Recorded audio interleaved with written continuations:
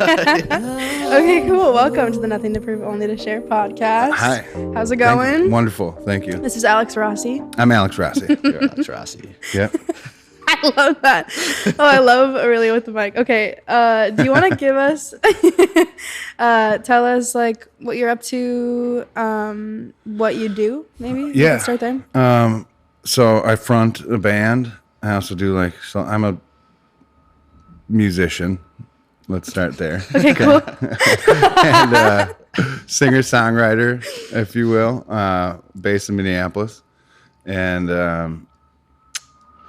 it's pretty, I'm full-time jobbing it out here. Cool. How long have you been playing music or making music? Hold on, I gotta put my hand up. Also, like, how bad is the... On a scale of like 1 to 10, like normally we set it at a 6, and it's like at an 8 right now. Yeah.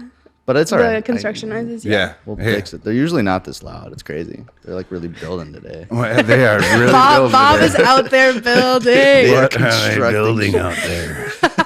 What Tom Waits? Yeah. That's what the Tom Waits. What's he building in there? There's lights in the attic. Okay. Anyway, so I left the attic when I was like 17, I think, 16 or 17. Cool. And then just quit high school and put baby in a corner on that one. I've been doing it ever since. Cool. Yeah. How'd you get into it? Like, what was? God, I got a guitar and playing like Pearl Jam and Everclear, Nirvana, and all stuff. Like I loved it, but let's see. I think it was for my 14th birthday. It was the old story where like I worked all summer mowing lawns and saving my money, and then my birthday's in August, so I got asked for money so I could buy a drum set.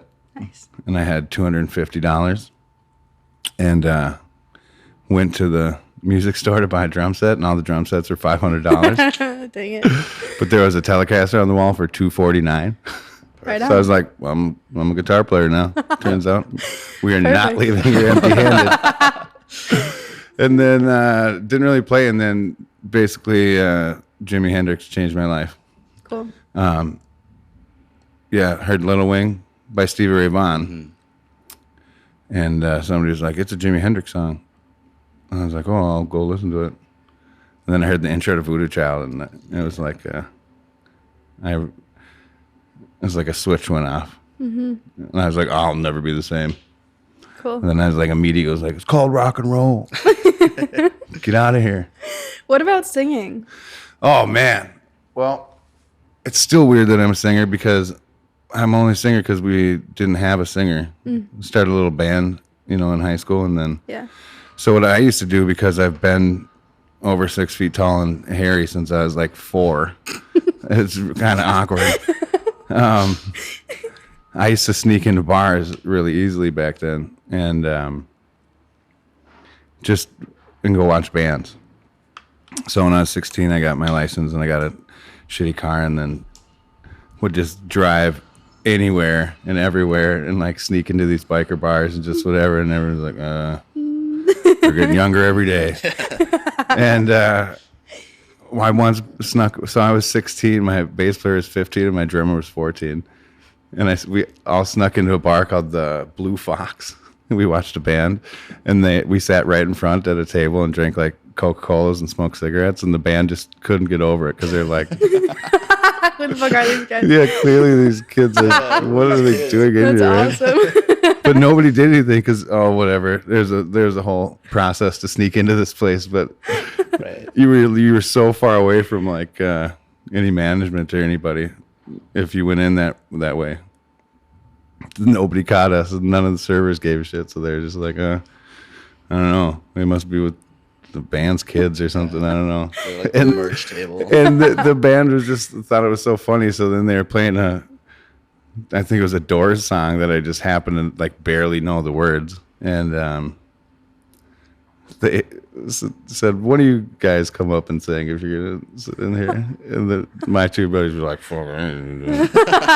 So I just went up and did it. And then we laughed and they're like, oh, we got a singer now. And that was terrible. For like the next 2 years, I just sang the wrong notes as loud as I could. It was bad. But here I am singing all the wrong notes a little softer. Yeah. Do you feel like you put work in there, or that you just like did it more and then went better? Yeah, I didn't. I don't know. Like, I'm not like a practice guy. Like, I don't read or anything. I kind of picked up guitar and like had a natural kind of like comfortability with it, I guess. Like learning. Same thing with. I use the word comfortable loosely, but same thing with like singing. I guess it just like once I found my kind of voice, I just went for it. I'm not really like. I wouldn't say I'm uncoachable, but if I have my own way about it, or if I like have a vibe on something, I'll just go with that because it's so much more natural. And like for me, I think it was bad advice at the time, but I used to say just like you sing like you talk, which you don't sing like you talk, right? But like the voice that you use, like if I'm just being honest and like sing, like that's when it works and that's when it comes out. I'm not like. Remember to use my diaphragm and like I smoke cigarettes. I probably smoked cigarettes longer than I've sang. Like, I'm not like a role model, or I don't have like a regiment that I do every day. Like blah blah blah blah blah blah blah. That's funny. Yeah. Sometimes I wonder because like all the greats smoke cigs. I mean, nobody smokes anymore except me. We were just talking about that. Some random at Whitey's last night. What's kind of funny is I went out to have my last cigarette last night. And I pull out the pack, certain that there was one left in there, and it was fucking empty. Oh, that's the worst. I was like, "What? Where did this?" So then I went to my car. Like it must have fallen out in the car, because I was certain. I don't know. Crazy. You might have plowed through that one. Didn't think about it. Maybe I don't know. I usually pretty know. Those are like kind of a treat for me. Yeah. Okay. Usually know how many are left in the pack. I'm pretty good about knowing what's left. Especially the last one. The last one, especially. Well, no, I know. Special. I was at 331 with like seeing Mike Munson and like. Yeah. I made sure I gave one to Sam, I gave one to me, and I was like, I got one left. Yeah, you know what I hate doing is buying cigarettes, and I do it just about every day. But I understand why people who like bum cigarettes like just never have any. Yeah. Because it's such a pain in the ass. Because you get a full pack and you're like, all right, cool, I'm set. Yeah. And then like 4 hours later, you look in there and there's like 3 left, and that's because you've been with your band. Yeah. Who doesn't buy their own cigarettes? Literally, this is a cute. He'll have a pack and he'll give them all away. Yeah. But that's the intention. Like, we're partying. Like, and we thank you for that. Yeah. No, I'm not a real smoker. Oh, okay. Cool. It's just fun. I'm like a hardcore, like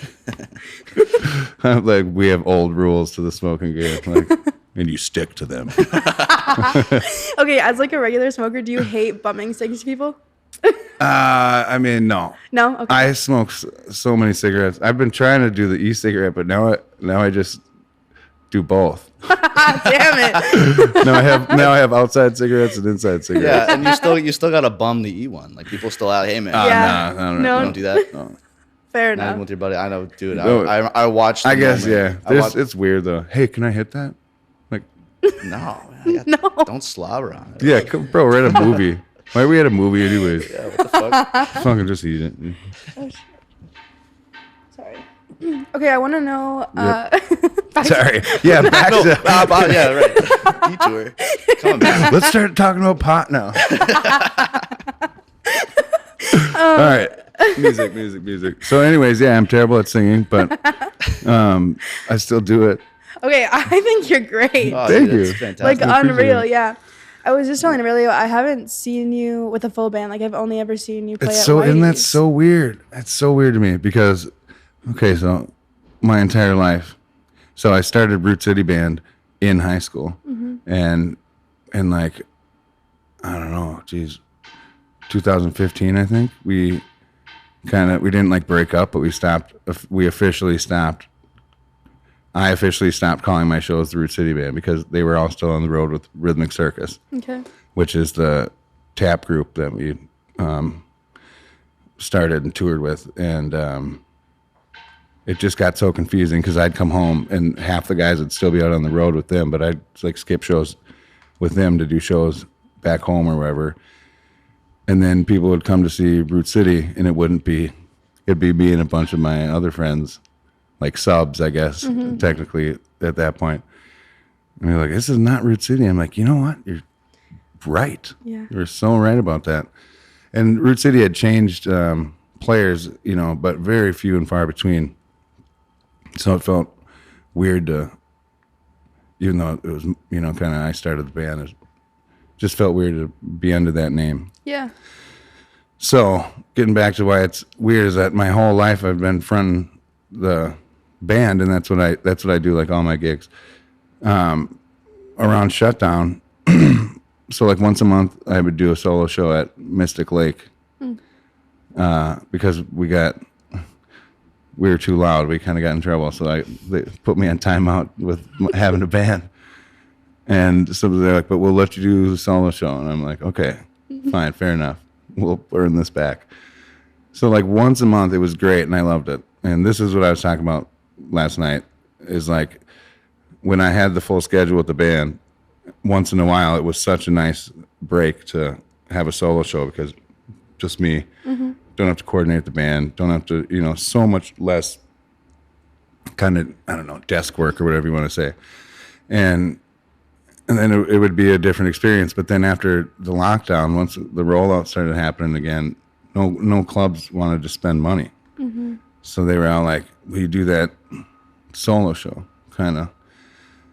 And I was like, yeah, of course, because I wanted to gig again, and like it was so much easier, and it's basically what I could get. And then Andy was running Whitey's, and me and Andy lived together for years. You know, I've been friends, and he's like, let's do every week here. And I was like, yeah, great. That'd be perfect, because Whitey's was like where Root City, that was our bar. That was a place that we hung out. And now I've been doing it for so long, and the schedule is just getting back, you know, over the last like year or two, kind of to full with the band stuff, that people don't know that I do it, especially, and it's really weird because it's that Whitey's kind of area. Granted, I live up above it, but it's like my little neighborhood, and none of them know that I front, like less than half or whatever would know that I front a band, which is so weird to me because I never even considered that. I always just subconsciously feel like everybody that goes in there knows that is just what I do on Wednesdays. But people think like that's what I do. It's kind of weird. This one time a girl was like, and you know what? I don't even like your music, okay? Because we were in a different fight, and I was like, okay, that's fine. But like, why do you say that? Everyone knows you, and you think you're so cool because you play guitar. And I'm like, wow. It's not actually how I feel.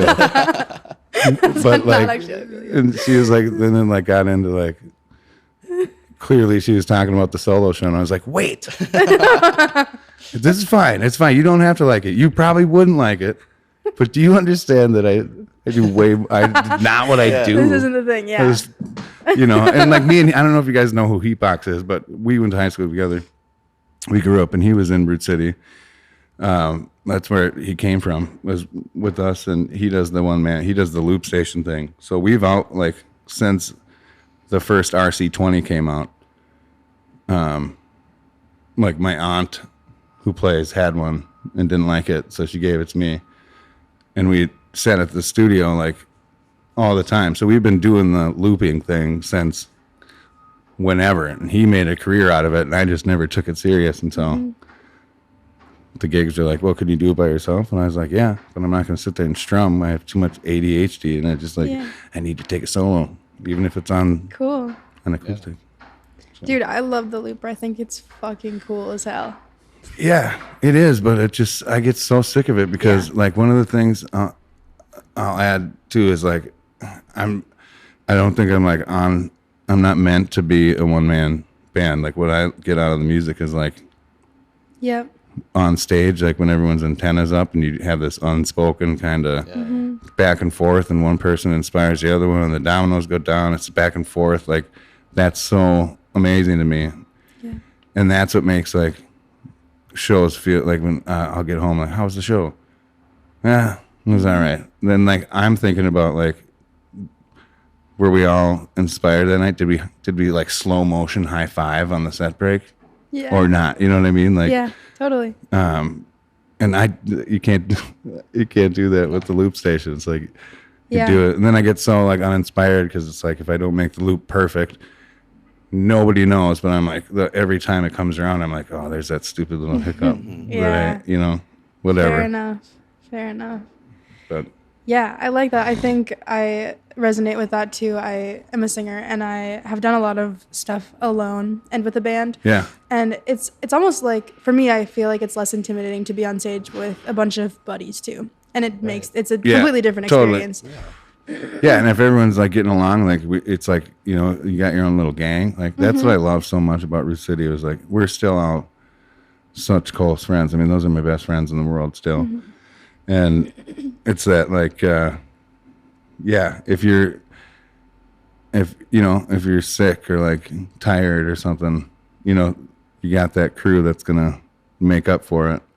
Yeah. And like, and if not, like, kind of pick up some of your slack, then kind of motivate you and get you going. Where I'm really bad at self-motivating after all these years, like hustling gigs for it, just whatever, like anything else, it has its kind of ups and downs over the big picture, over the long term. And I mean, I can't pretend to self-motivate some nights. I just am so over me. Yeah. Like, yeah. And it's like, and I can't even like sing great because I've smoked too many cigarettes and I'm like worn out and it's just me in this stupid loop station. And I was like, oh man. Yeah, like halfway through a set. Oh. It's like, I don't want to be here. Dude, it's the beginning, like setting up. I'm Yeah. just like, I don't know. Do you have a DI? I got 2 lines. It's not very hard. But like, yeah, I don't know. And I'm 40 years old and carrying gear around is just, I'm over it. Kind of a bitch. Yeah. Yeah. I mean, it's way better if I like have a badass amp and like that, my 59 or one of my G Nellies going to like a full band show because I'm like, oh, this is badass. Yeah. Yeah. Play this shit loud as hell. It's gonna be awesome. Rock and roll. Yeah, those green room shows are just I like so the green room, huh? ripping. Yeah, that's hot. Tanner's doing a great job over there. Me and Eric Ailes just did our birthday party over there. My birthday party. Yeah, I was there. Yeah, that's right. You were there, Oh, weren't cute. Yeah. When is your birthday? My birthday's also in August. you? 22nd. Okay, word. Mine's not even close to this. I'm a Leo Virgo cusp. I don't know what that means. I love but that for you. I'm also Polish Italian, so. What do you fight with yourself a lot? I don't know. So how many band gigs are you booking like right now? Like what's your schedule like right now? I'm doing like Fridays and Saturdays. That's kind of my bread and butter. Pretty booked.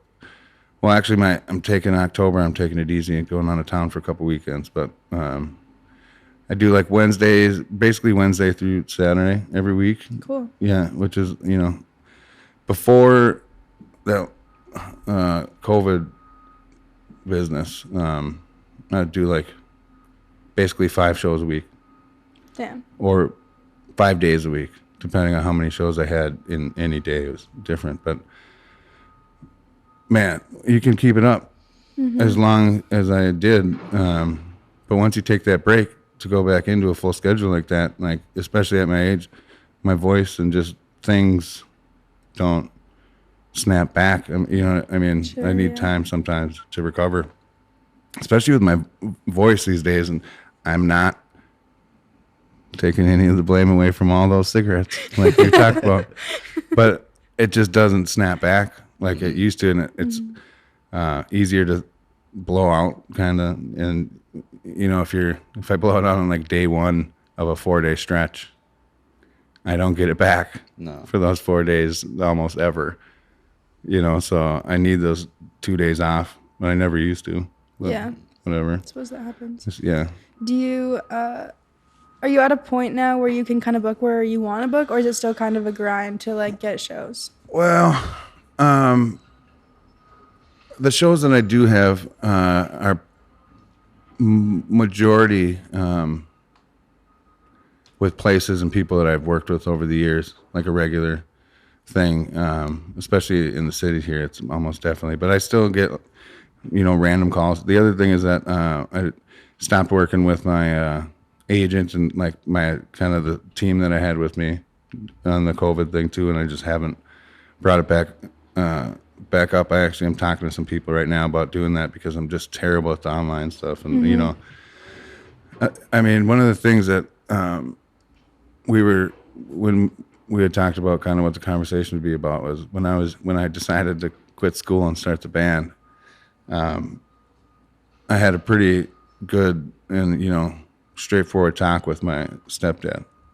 And he told me, you know, the reality of what you're doing is going to be, you know, this. You know, it's not necessarily fame and fortune. Which, being a blues, thinking I would only play blues for the rest of my life was fine with me. But it was also fine with me because I think my philosophy was like, you either work your whole life and make all this money until you feel comfortable, and then you retire and start doing whatever you want. And I was like, but I could just start doing whatever I want right now. Hell yeah. Wow, Yeah. wait, Yeah. And I was like, yes, fine, Mom. I'll get my GED. Like, if you want me to, I will. But you don't need that to do whatever you want. You know, Yeah. it's called rock and roll, and I'm chock full of it. And so, like, to me, there's like, I don't know. So there's some sort of like, by making that choice of allowing myself some sort of freedoms and stuff, at a certain point they catch up, or depending on how you look at it, and it's like, now I got to figure out like what else, because you still need to make your living. Yeah. You know what I mean? And it doesn't need to be fancy so long as you're comfortable, and I get to do all sorts of fun shit.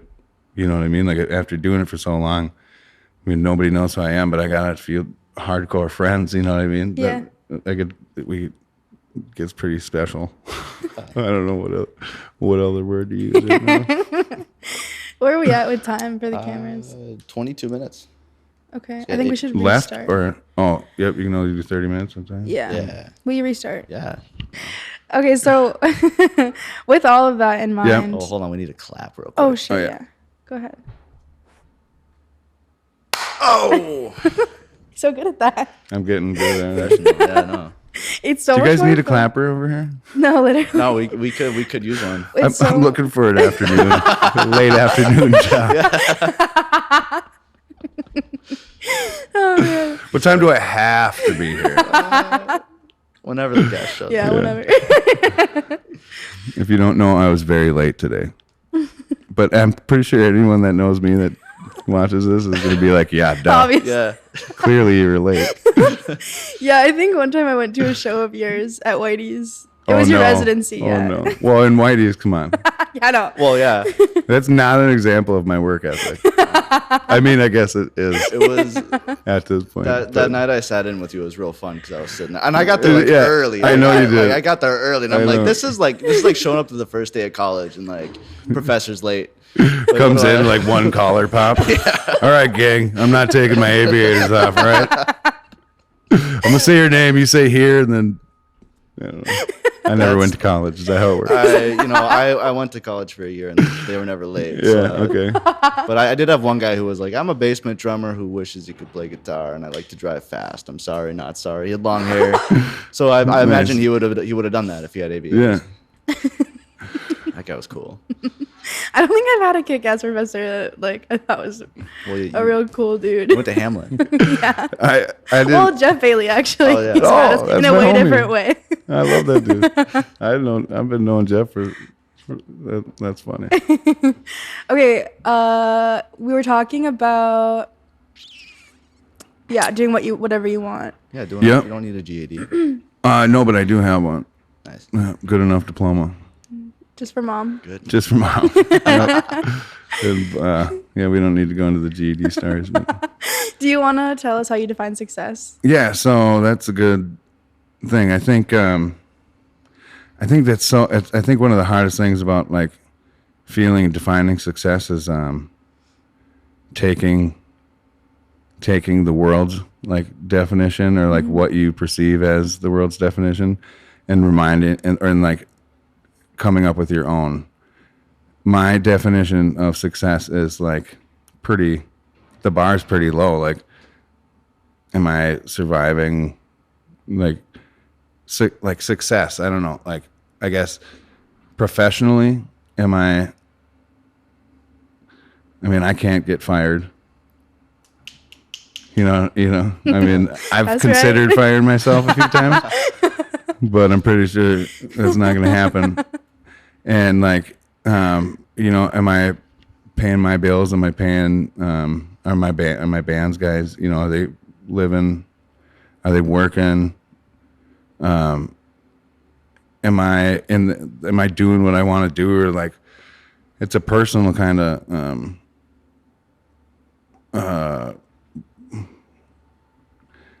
I don't know what the word to say is. It's like, it's your decision. Like what, if you're successful or not. Like, I think in the long run, you have to do what makes you happy. I wouldn't always suggest, doing what you love for your income. Cause like when those two streams cross, it can get really tough, but there has to be a balance of like, I think what people forget is that success like isn't in life, isn't in business necessarily. Like you need to have love and friendships, and you need to feel,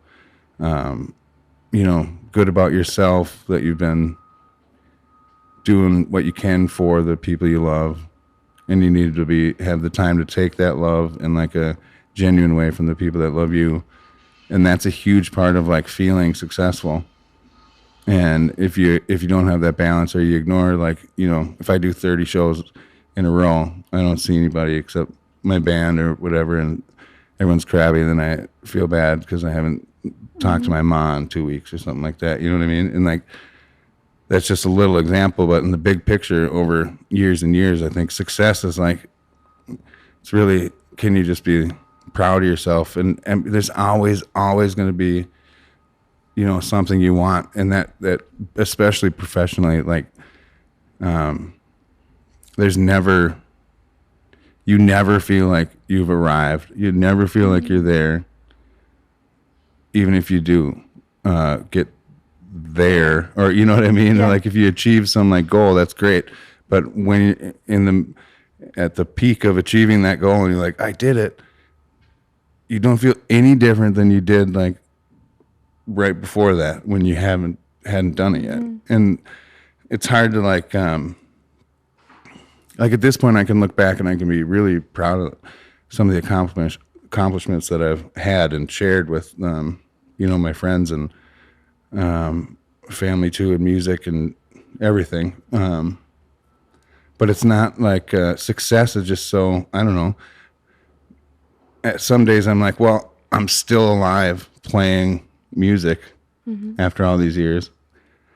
Pretty sure that's like successful. I mean, the reality too of music and being a musician is like, you're not making a ton of money. Even if you're on the road, let's say you're jobbing for a national act, right?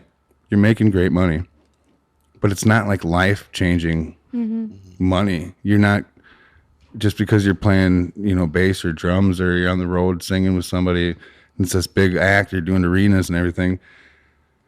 Great, but that's, half the year tops, and it's not like you're paying for, all your grandkids to go to college with that. You're just living like a comfortable kind of year, and maybe you have some time off, and that's great, and that is success, but that's also lucky. It's not really the reality of it, and that doesn't last. Like, especially in Minneapolis, like I was so lucky to have so many of the kind of OGs in that Prince crew kind of take me under their wings when I was young. And the reality is, like, they still live, pretty much like we all do, kind of just like it's not fancy, If you can get a house out of it, if you can feed your family, like, all those little classic like American dream things, I feel like that is so successful. If you're a musician, that is just, if you can do what kind of a regular job would do for you with music, like, how is that not successful? Yeah. It's such a lottery in any profession to get rich or like be super famous. It's unrealistic to think, like, I'm not saying it's unrealistic to like aim for that. I guess you don't want to like rule that out, but to think that that's just going to happen isn't kind of how you maintain that longevity. Yeah, there's only so much space up at the top there. Well, yeah, and it's just so. I mean, come on. I mean, Yeah. I've had so many opportunities and so many deals that have just haven't gone through, and it's always because, I won't like define myself, or I won't like pour myself into their little cookie or whatever shape they want me to be. You know what I mean? I just can't. I'm gonna be me, and it's just what I'm gonna do. If I could change, maybe I would, but I've tried and it hasn't worked out. And like, I'm still here doing what I do under my kind of circumstances. And if you look at all those years with like the record labels and everything, it's like you're doing so much for other people. You're doing so much, takes up so much of your time in your life over those years to make someone else happier, like to like, you know, like fit, like do their checklist. Like, oh, okay, you got to do this if you want this. So you're like, oh shit, I got to do this. I got to be here every day. I got to do all these extra things. And I'm like, I got a boat and I'll go fishing. It's like my favorite thing and you know, you come home with the same amount of money, you can pay the same amount of bills. You just don't have to have all that stress. Yeah.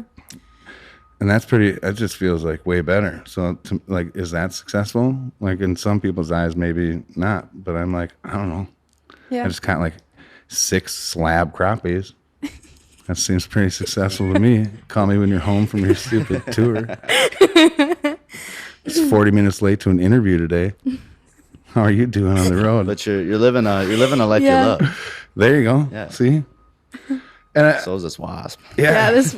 Oh no, thank you, sir. If I was a bug and I could fly, I'd definitely just let my legs hang down like that. There's like a family of wasps in the studio. Oh my gosh, they are really just hanging down. Okay. What should I do with my legs? Oh, whatever I want to. All right. The way he's sitting on the couch is really. It's not about my legs. It's about my stinger. Okay. Yeah, right. If I had a stinger, you could tell me shit. No, what are you gonna do? I got Pick your legs up. Fuck you. packing heat. That's right. Whatever, dude. Okay, you mentioned that sometimes like making a career out of what you love is maybe not the move. Will you talk about like your own experience? gonna in ask. that? Yeah. It just, you know, especially like, I guess I wouldn't like trade any of this stuff, but okay. So my first thought is, it becomes a grind. And one of the things I struggle with, especially with the solo show now, and this is what I was talking about last night when I was bitching about it, was like, I do it so often, and when it was the only kind of option that was getting me work and getting me back going after that COVID stuff, it was like my entire schedule, and I was doing it so much. And that was fine because I just got into it and I was making money again, and it was feeling like that was the way I was able to kind of roll out with the rest of the world, you know, and like get back to it. And that felt really good. But I'm just so much less inspired that when they say, you know, when it starts to feel like work, well, everything starts to feel like work. Even your hobbies, like, if you're a bird watcher, if you're sick one day, you're like, oh, but I promised myself I'd go watch birds. Yeah. You know, it's like, okay, it's like one day in a lifetime maybe. But it's that thing when that happens 100 times in a year, it starts to like, have an impact on your, the attitude and kind of the energy that comes off you when you're performing. And if you're not prepared for that, if you're not, and like the relationships too, with the band, it's like in hindsight, that makes us the brothers that we are today, right? Mm-hmm.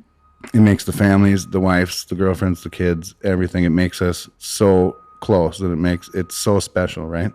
But we went through so much, like years of just that like sibling type relationship where it's just like you're not like sick of the person, but you wouldn't care if you never saw them again. You know what I mean? Which is like an exaggeration, but like that that gets tough too, because you're all supposed to go out there and make this passion, and fucking not everybody's gonna want to have has the same energy every night going into it. You know what I mean? And it's a lot of work to go up there and pretend like the thing you love is awesome all the time, because it is awesome all the time, except you just get, I mean, we're doing 250 plus shows a year, with Root City, and it's just like, how do you play almost every day and feel like, oh, I'm on top of the world, this is, rock and roll. When It's inevitable. It's there's not, exactly. Like this is the story of my life. It's like, yeah, okay, I'm here. Sorry I'm late. But I have a car, I need to go to the DMV. I haven't gone to the bank. I have 4 checks. This is all just examples of stuff. But you know, and then you start then you get to a place. This isn't about today, or example. I promise that's not why I was late. Although I do have to go to the DMV. But you put things off, and then you get to a gig, and it's like, I don't know. Everyone's crabby. Sound guy's crabby. Venue sucks. Nobody's there yet. It's still loading sound check, and you're like, God damn it! My girlfriend's pissed, or my wife, or somebody's at me in my real life, and I can't do it because I have to be here. And right now, here sucks. It just happens. It's inevitable. And that's the danger, is if you're not prepared to kind of protect your love, if you're not prepared to protect that part of you that loves it, it's gonna be affected. It's gonna hurt. And you don't want to lose that love, right? But also, in my case, I do want to play rock and roll. I want to play loud guitars and scream into a microphone all the time. Some days I'm going to be bad and crabby and, whatever. The other thing is being honest. I think especially the fans that come out, your group that supports you, they're, most people are pretty forgiving. And if they know you and they know that's what you do, There's 2 of them. Dude, on the couch.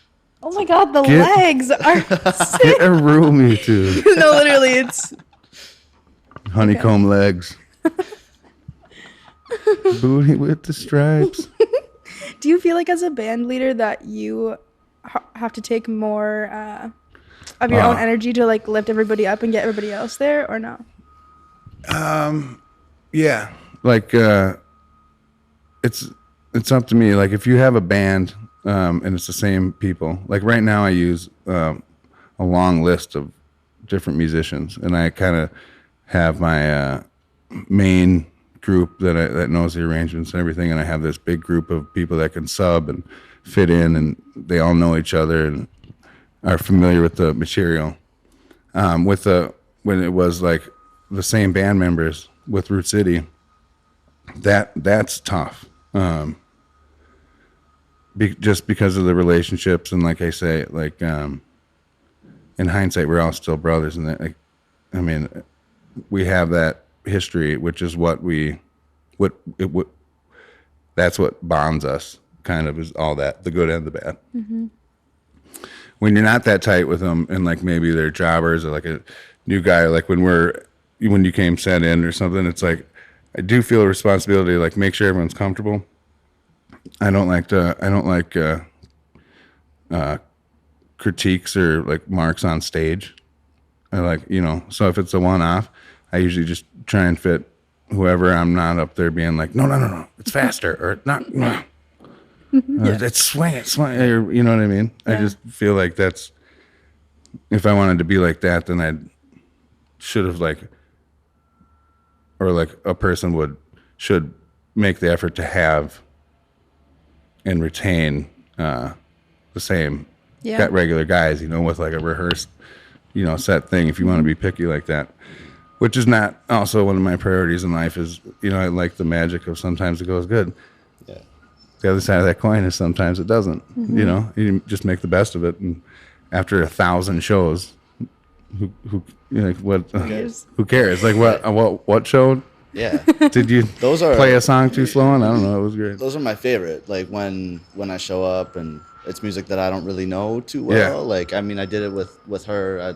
I'd hijacked some set that she was playing up north, and then like not too long after that it was you, and it was just like stuff that I don't know was gonna happen, but I just like kind of digging through music and like playing, getting through it, and sometimes it's rough, and sometimes it's really like when it's great, it's really great. Really There's magical, really nothing better than it to me. Right, and there's like a skill that like some of these kind of more well-known, like especially local guys out here in Minneapolis, like there's guys that can tune in to your energy and kind of like feel your kind of your vibe and like maybe predict or guess like the calls that you're gonna make, or like if this goes good on this song, then like I bet you he'd like this feel, or like this is what he wants on this song, and like there's something that's really awesome about playing with somebody that comes in cold, and you can like by the middle of the night you're laughing, you're going like, and then like they do something that might not be perfect, but it's like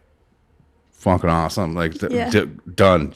Yes, do that because I can do this over that. Awesome. It's what I mean, and it's like there's something that's special about that's the art of it too, like the performance stuff. So I wrote Rhythmic Circus, the Feet Don't Fail Me Now show. Me and Ricky kind of wrote that initial show, and that was the first time I ever toured with something that was choreographed and like kind of had to be.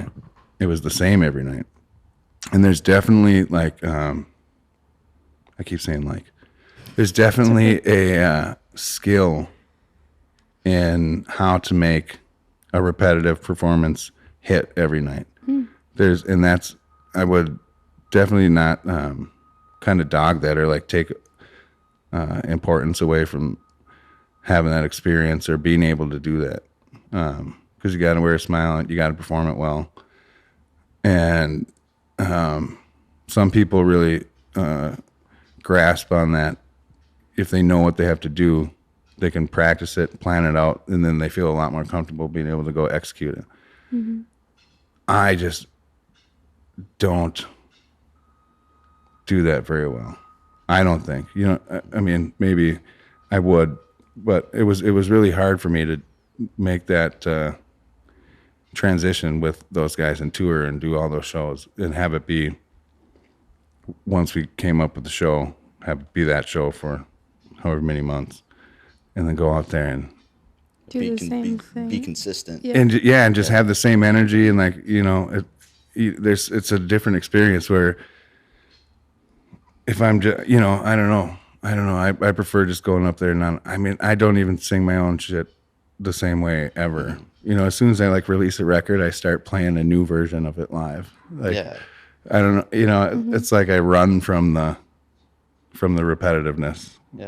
But I also play like the same bag almost all the time, but we just play them different. And to me, I like that's fun. That's how I make the songs fun and new, and the night's different and special. But maybe to an audience member, they're like, I fucking hate this song. I play it every night. I'm like, yeah, but I play it different. They're like, yeah, I know, I've hated it every way. It's like whatever. That's like your opinion, man. Yeah, that's right. Fuck off. It's been a long day. I fucking hate the Eagles. So I feel like we could either keep going with a few more questions or play a tune or two. What would you like to do? Let's do one more question. Okay. And one tune. Nice. Somewhere in the middle. Okay. Let's split the difference. One question and one question only. Don't think too hard. Don't overthink it. I have a question. No, I don't. I was like, wait. I did, but no. Not on TV. Script. Off the board. Yeah, it's not live. Okay, how about let's just do songs. No, I have a thought now. Oh, okay. There we go. I have a thought now. And I lost it. Hold on. It's there somewhere. I want to know what you're working on right now. Man, okay.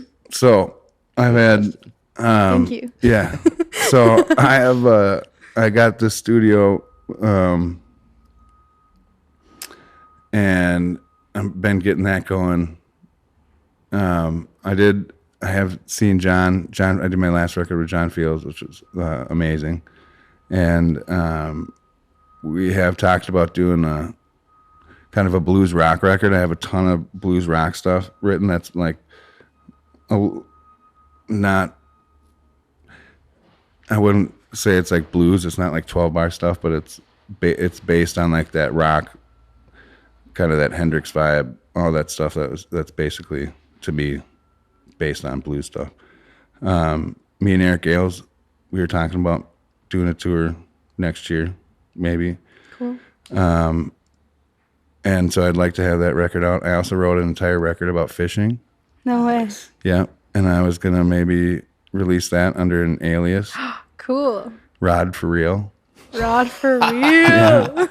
And then I have like all these like kind of chill R&B songs, which is kind of where I go to when I'm just vibing by myself at the studio. So I think this winter, I think my goal is to finish all those records and release them in the spring. Cool. I have also talked with some guys about starting like a steady lineup rather than just plowing through these gigs with all my boys that I can get it done with, and have fun. I actually just turned 41. So, I mean, I'm from that like era where those lags I can't. They just. I'm trying to pretend that they're not here, but I am intimidated. Yeah, nah, fuck them. Yeah. I'll slap the shit out of them. Yeah, right. Before you came in, I was ready. I had 2 pieces of paper. I'm ready to fucking. That's why I wear a hat every day. Just to kill bugs. Yeah. Bugs got out of my face, not in my kitchen, bitch. What was I talking about? Oh, I was talking about this. I'm old, and I just don't think I want to. I don't think I can like keep the hustling gigs for a living, right? And if I do, it's just going to kill everything I love about it. And like, I'm going to get old and crusty, and I'm going to be a crumb in the corner somewhere and be angry. And I don't want to do that. But I'm also from that age where like pre-internet. So like the business model since I started is so violently different than how it was when we started, and the labels were still owned everything, and like CDs and records, were sold. And, so what I want to do is get a new team around and kind of like get online, start trying to make an income and a footprint out there. Cool. And be able to play shows with a regular lineup of guys, but have it be more of a show, not like just a jam, which is what I've been doing for so long. I still love it. I'll still do that, I'm sure, but that's kind of the plan for this next year is just dot the I's on these tunes, get them tracked. This last 3 days of Alexander Craig, who's used to go by Crankshaft. I don't know if you guys know Crankshaft, but we just recorded his record at my studio. It sounded great. We just did all the basics the last 3 days. So I think I'm going to force my guys in there and just get as much of that tracked and then finish the ones that I've been doing the production on. Me and Ricky Mylan, Vegas Brown, he does Rhythm Street Movement. He was also the creator of the Rhythmic Circus show with me. It was basically his show. We are talking about releasing a record too, so might have 4 coming out in the spring. All right. Records. Which, yeah. But it's not. I mean, there's so many. I'm like notorious for releasing a record like every 6 years. Really? Which, yeah, it's terrible. Well, That's all right. I do like 1,200 shows in between each record. It's just silly. Quality over quantity. Yeah, Yeah, oh, We're totally. going for it. sure. Yeah, that's what I tell them. Okay, before we cut and Yeah. have you play a tune, do you want to plug any upcoming shows or social media or records that you have Yeah, out? you can do alexrossimusic.com. That's my website. And then my handle on most of the socials is Alex Rossi MPLS. Nice. for Minneapolis. Yep. Right. I'm picking that up for sure. Yeah. I clarified that. I'm gonna was talking to a relative of George Clinton yesterday. And I said, "Are you gonna be in MPLS?" They don't know what you're talking about. It's like Minneapolis. Oh, yeah. Yeah. See you this weekend. Okay, cool. Let's play tunes. All right, let's play tunes. All right, we got some setup, some rearranging. You can sit on the couch if you want. Okay. Yep, that'll be best. Well, hopefully that was fun. Sorry. Okay. Yeah, I like how conversational it was, especially considering